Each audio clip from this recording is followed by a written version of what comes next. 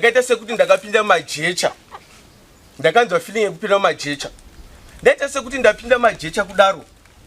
Ndakatoshamisika. Musikana uyu ndakamuona achizvipukuta kudai. Akashandisa kajira kandakaona achizvipukuta. Ndikangoti hazvina zvangoitika. Kabva aenda. Kabva ndaendawo kumba ndaigara nana munini vangu. Mangwani ndakamuka ndichinzwa kuti ndiri kurwadzirwa.